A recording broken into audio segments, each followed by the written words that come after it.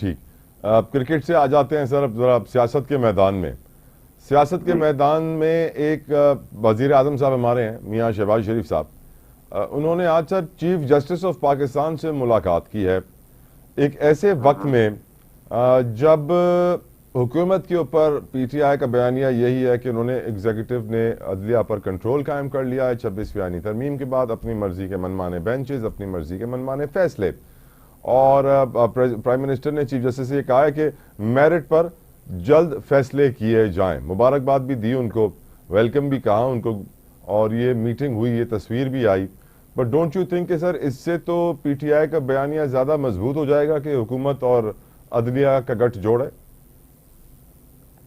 जी, गठजोड़ नहीं है, बल्कि जो हकीकत है ना, हमें हकीकत की नजर से ही हालात को देखना है। ये 26वीं तरमीम के बाद तो अदलिया जो है वो हुकूमत के अंगूठे के नीचे है। गठजोड़ तो बराबरी के हैसियत में होता है, यहाँ तो कोई बराबरी नहीं है। यहाँ कोई वो ट्राइकोटमी ऑफ पावर का कॉन्सेप्ट तो खत्म हो गया, जहाँ चेक्स एंड बैलेंसेस का एक निजाम था। ये तो इसीलिए तो मैं आपसे कह रहा हूं। वैसे अहमद साहब, आपके करियर में आपने कितनी मुलाकातें देखी होंगी चीफ जस्टिस की और प्राइम मिनिस्टर्स की? ऐसे रिफ्यूज कर दिया था एक स्टेज के ऊपर। चीफ जस्टिस ने वजीर आजम से मिलने, शुरू की बात है, उसने रिफ्यूज कर दिया था। उसने कहा जी आपके केसेस मेरे पास पेंडिंग है गवर्नमेंट के, मैं आपसे मिल नहीं सकता। याया अफरीदी ने जवाब क्यों नहीं दिया आपकी नजर में? हाँ जी, याया अफरीदी साहब ने आपकी नजर में जवाब क्यों नहीं दिया? क्योंकि वो भी मिले हुए, आप कह रहे हैं। इसलिए कि वो आपने देखा ना, बेनिफिशियरी है ना, वो हैसी है उनकी, उनमें वो कैरेक्टर की स्ट्रेंथ ही नजर नहीं आती कि जहां पे वो एक जज के अंदर आपको नजर आनी चाहिए। और उसको ये एहसास होना चाहिए कि जब वो कोर्ट के अंदर बैठे इंसाफ की कुर्सी पे, तो वो गॉडली ड्यूटी परफॉर्म कर रहे हैं। लॉ एंड ऑर्डर सिचुएशन तो अखलाकी इनतात है जिससे हम दो चार हैं। Law and order situation sir, आज गंडापुर साहब ने ये स्टेटमेंट दी है कि कुरम के जो हालात हैं वो जमीनों का तनाजा नहीं है, वो फिरका वराना फसादात हैं। ये हमारे मुल्क में सर फिरका वराना फसादात आपकी नज़र में कैसे ख़त्म होंगे? वैसे तो बार खान में भी आप जानते हैं कि जो हुआ बहुत दफ़ा पहले भी हो चुका है, बलूचिस्तान में दहशत गर्दी है, KPK में दहशत गर्दी है, अमन व अमान की सूरत हाल आउट ऑफ कंट्रोल है। नवाज शरीफ साहब कहते हैं, अहमद अवैस साहब, मुल्क अपने पैरों पर खड़ा हो रहा है। मैं परेशान हो गया, 76 साल हो गया, आज तक हमारा मुल्क पैरों पे ही नहीं खड़ा होकर देता। और ये लॉ एंड ऑर्डर की situation, and sir law and order की सिचुएशन के साथ साथ ये भी दिमाग में रखिए कि मोदी अभी जब अमेरिका गया था डोनाल्ड ट्रंप के पास, तो वो F-23 स्टेल्थ टेक्नोलॉजी वाले तैयारे लेकर जा रहा है इंडिया, जो कि आप जानते हैं कि किस कदर हाई टेक्नोलॉजी है, जिसका मुकाबला F-16 या दूसरे लोकल तैयारे नहीं कर सकते हैं। और हम जानते हैं उसके मुकाबले में तो ये F-23 इंडिया को मिल रहा है। हम अभी तक यही कह रहे हैं डार साहब दुनिया भर में जाके कि भाई अफगानिस्तान को रोकें, अगर अफगानिस्तान नहीं रुका तो हमारे मुल्क में अमन कायम नहीं होगा। हम क्यों नहीं अपने बॉर्डर मैनेज कर पाते हैं अहमद साहब, और क्यों नहीं हम लॉ एंड ऑर्डर सिचुएशन पे कंट्रोल कर पाते, और क्यों नहीं हम बलूचिस्तान वाले बारखान जैसे अफसोसनाक वाकयों को मजीद फैलने से रोक पाते? अहमद साहब देखिए, मैं आपको बता दूं, अब मामलात को जब आप हकीकत की नजर से देखेंगे, दो एटीट्यूड है ना। एक तो एटीट्यूड ये है कि आपने खतरा देखा और आपने रेस में सर दबा दिया, ऑस्ट्रिच लाइक एटीट्यूड, और कहा कि कुछ नहीं है जब तक कि हमला ना हो गया उसके ऊपर। एक तो ये एटीट्यूड है, और दूसरा एटीट्यूड है कि आप हकीकत की नजर से हालात को देखें और उसके ऊपर आप तदबीर बनाएंगे, आप पॉलिसी बनाएंगे, और आप उसको काउंटर करने के लिए आप पूरी स्ट्रेटेजाइज करेंगे सिचुएशन को, और आप उससे बच जाएंगे।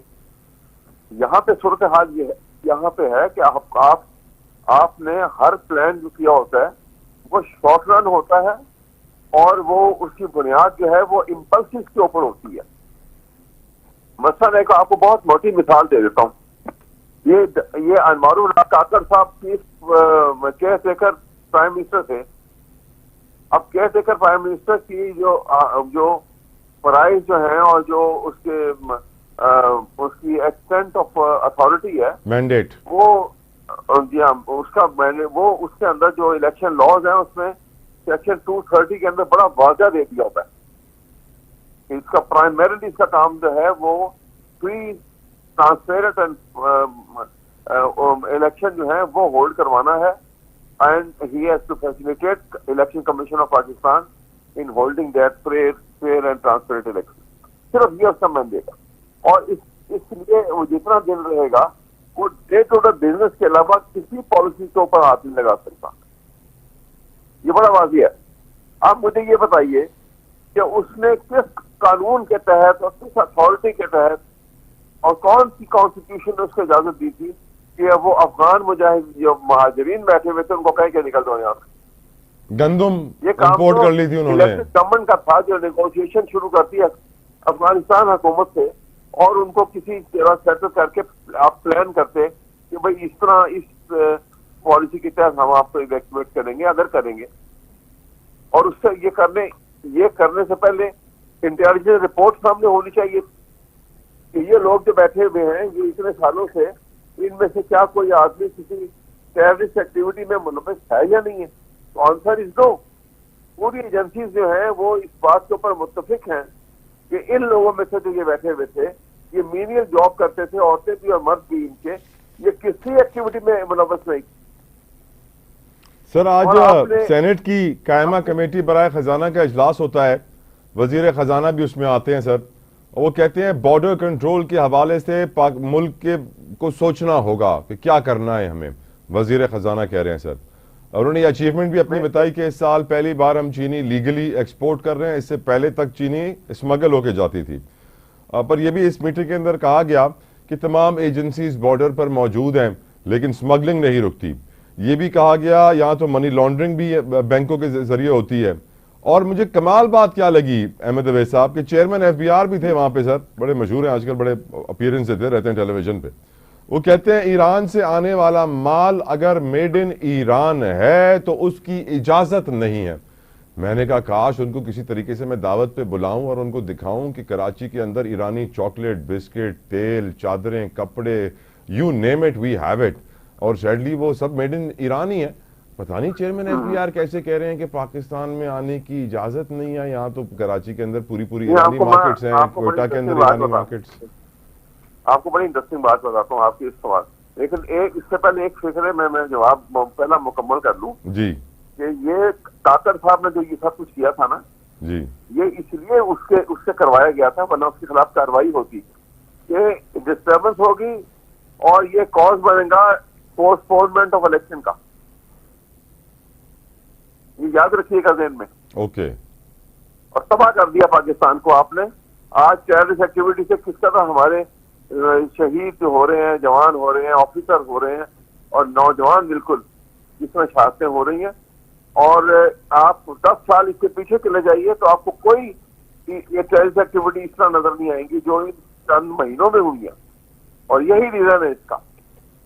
और सर चैंपियंस ट्रॉफी भी हो रही है, मेहमान भी आए हुए हैं, बहुत सारी और सिचुएशन। बारखान में जो हुआ, अब मेरा अहमद साहब अगला सवाल बहुत जरूरी। मैं आपके आगे सवाल की तरफ आ रहा हूँ। ये जो जी देखिए, आपने अगर कुछ अर्सा पहले ISPR साहब के DG जो थे उन्होंने प्रेस कॉन्फ्रेंस की और कहा उस दौरान में किसी एक सवाल के ऊपर प्रेस कॉन्फ्रेंस में कि जी अफगानिस्तान के अंदर जो बॉर्डर जो है ईरान के साथ लगता है वहां पे स्मगलिंग जो ओपन होती है वो हम खुद करवाते हैं। वो कहते हैं कि सर इलीगल स्पेक्ट्रम है और उस एरिया में और कोई रोजगार नहीं है तो उनके पास सर्वाइवल का यही तरीका है। जी हाँ, एग्जैक्टली। अब अंदाजा लगाइए जहां पे गवर्नमेंट के अंदर गवर्नमेंट चल रही हो तो वहां पे आप निजाम कैसे कहेंगे कि ठीक हो जाएगा। बिल्कुल ठीक, बड़ा जरूरी सवाल अहमद साहब। अहमद साहब, हम सिंधी, पंजाबी, बलोची, पठान से हटकर मुसलमान और पाकिस्तानी कब बनेंगे? क्योंकि बारखान में जो हुआ है, पॉइंट ब्लैंक से गोलियां मारी जाती हैं शनाख्ती कार्ड देखकर, ये पहली बार नहीं हुआ है और ये बढ़ रहा है सर। सैडली इस पे कोई कंट्रोल नहीं कर पा रहा है। Why is that sir? आप देखिए, हम पंजाबी, बलोची, पठान और सिंधी से निकलकर एक कौम बनकर और दोबारा उस तरफ रिवर्ट हुए हैं ना। आप ये देखिए, 1940 में कायद आज़म में जब रेजोल्यूशन पुट किया था तो उस वक्त भी ये हमारे इस खिता में पाकिस्तान जो है आज, इसमें ये 4 कौमियतें थी ना उस वक्त। सर बात बताएं ना, उस वक्त भी अगर हम पाकिस्तानी बनते तो कायदे आजम की मौत ऐसे होती, लियाकत अली खान की मौत ऐसे होती, फातिमा जिन्ना की मौत ऐसे होती, सब किस के नाम ले। हम उस वक्त से अभी तक पाकिस्तानी नहीं बने अहमद साहब, तभी तो आज नवाज शरीफ साहब कह रहे हैं कि हम अपने पांव पर खड़े हो रहे हैं। अब 76 सालों में हम खड़े नहीं हुए। इंसान के बच्चे को 1.5-2 साल लगते हैं पैरों के खड़े होने में, जानवर तो सर 2-3 घंटों में पैरों पे खड़ा हो जाता है। इतना वो करप्शन, देखिए बात सुनिए, वो उसने नवाज शरीफ ने कहा तो ठीक है, उसके कंधों पे करप्शन का इतना बड़ा बोझ है, वो एवरफील्ड की शक्ल के अंदर और अजीजिया की शक्ल के अंदर, कि वो खड़ा होना बड़ा मुश्किल है इतना बड़ा वेट, हैवी वेट को उठाकर। वो तो ठीक कह रहे कि पांव पे खड़े नहीं हो सकते। बिल्कुल ठीक। थैंक यू अहमद अवैस साहब, आपकी कीमती